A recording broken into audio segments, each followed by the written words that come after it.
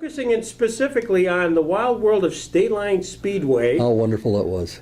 And you were there at the beginning. This is a Stateline Speedway program, 1961. And it says, Doug Smith, sports editor of the Warren Observer, is dean of the racing writers, appearing weekly at Stateline, and frequently wrests the microphone from Lloyd Williams and fills the air with a lot of words nobody understands. Good heavens.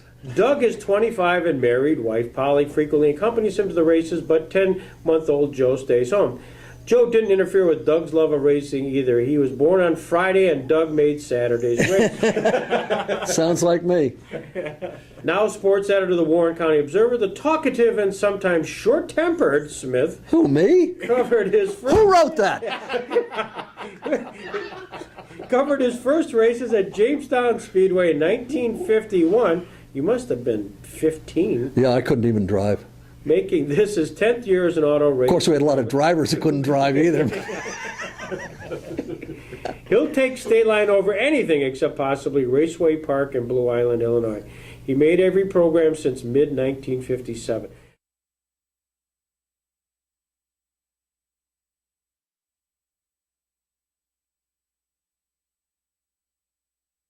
I was Jamestown 48 to 48 to 56, and then 57 to 61. And then you went to Warren in 62? Yeah. And then you went to Erie? Erie. From here, we'll see what Jim Ponder thinks of them as they come out of the fourth turn and down the stretch for the start of the feature event. 25 laps to go. 25 laps, your starter Jim Ponder looks them over, and they're off.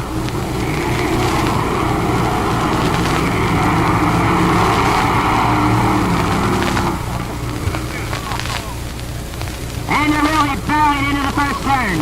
Coming out best is Bud Finale in car number 98.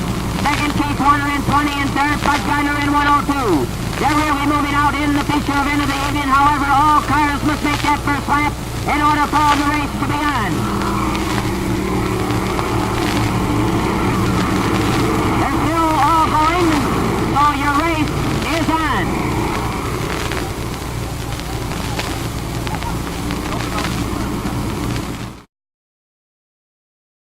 Where'd you stay? And did you go with the announcers? Yes, yeah. And then one day I think Lloyd's bladder weakened on him, and he said, "You know, any chance you could handle this?" And well, probably the worst movie ever made. So I usually did one or two races, and that was a lot of fun.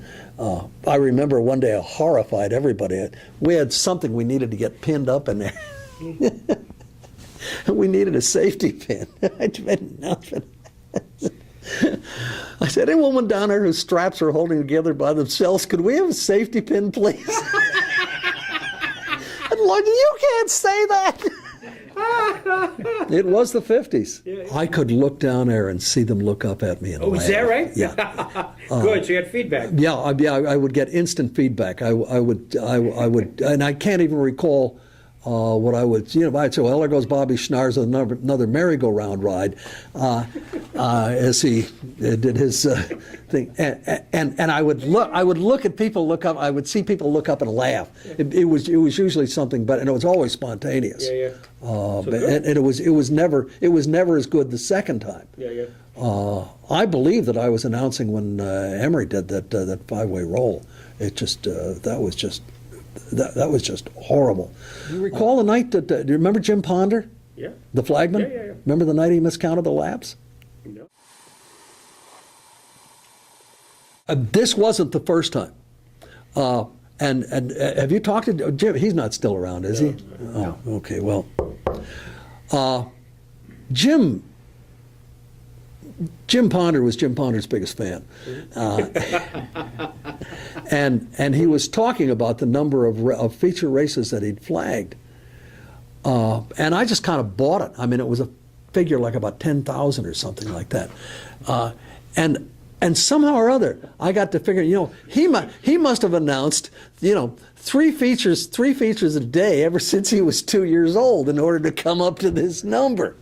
And anyway, one night he miscounted the laps. Roller coaster finish not needed. Schnars wins. Oh, for heaven's sakes.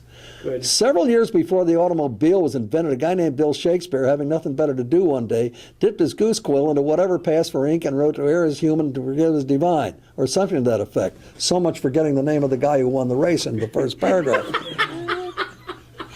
Saturday night, the officials at Stateline Speedway, a human group of their everyone, aired royally. But here's what happened. And this, oh my goodness, Bob Schnars, driving the race of his 21-year life. Lead of the white flag was dropped. Just as he passed the starter when the drive shaft gave up the ghost. I thought he ran out of gas.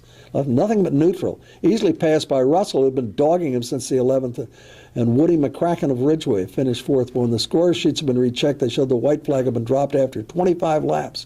The Schnars led at the end of regulation distance. Gosh, I never won a feature event anywhere, and I had to cheat to win this one. I'm still mad at that drive shaft. Gee, oh my goodness gracious. Oh my, 25. Oh, gee, I actually could write a little bit. I wonder what the hell happened. Oh, this is marvelous. Kyle Russell in car number 4 on the move. Here it is, the checker flag and the win. Bobby Stars. And a battle for second. And it is Jim Hakes in 37. Third, Kyle Russell in car number 4. And fourth, Joe Mayfield in 21.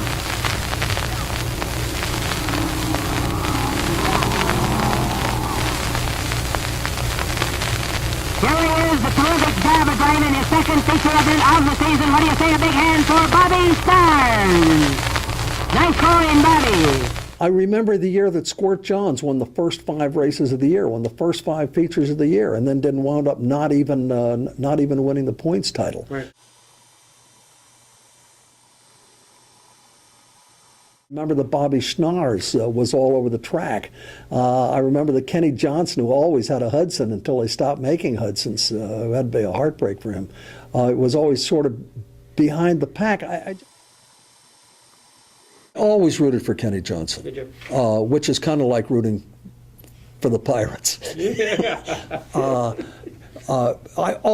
was just such a nice guy. Emery Mann was kind of the Yankees of the time. He recently, he's racing upstairs now, isn't he? Yeah. Lovely man. And he was kind of, I believe Emery Mann was even up at Jamestown Speedway. I believe that he was.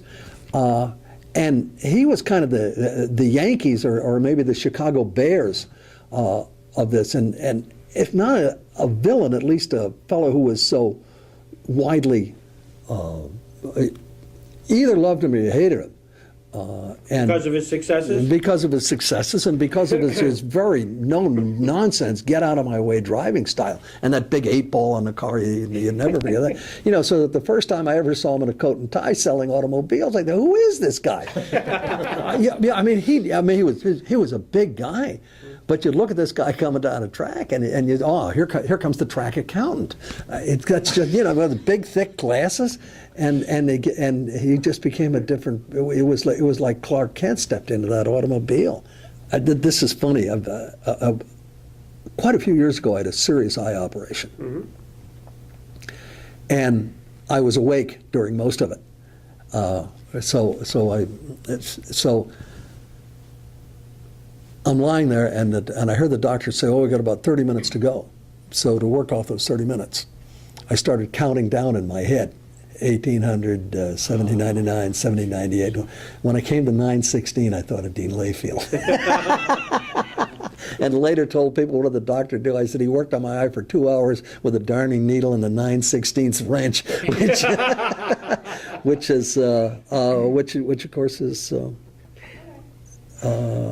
how Dean, I guess, what that number meant. Nobody that paid attention to the automobile racing, like the Jamestown Post-Journal. But Frank said that there are hundreds and maybe thousands of people who go to automobile racing. People are interested in it, and we're going to cover it.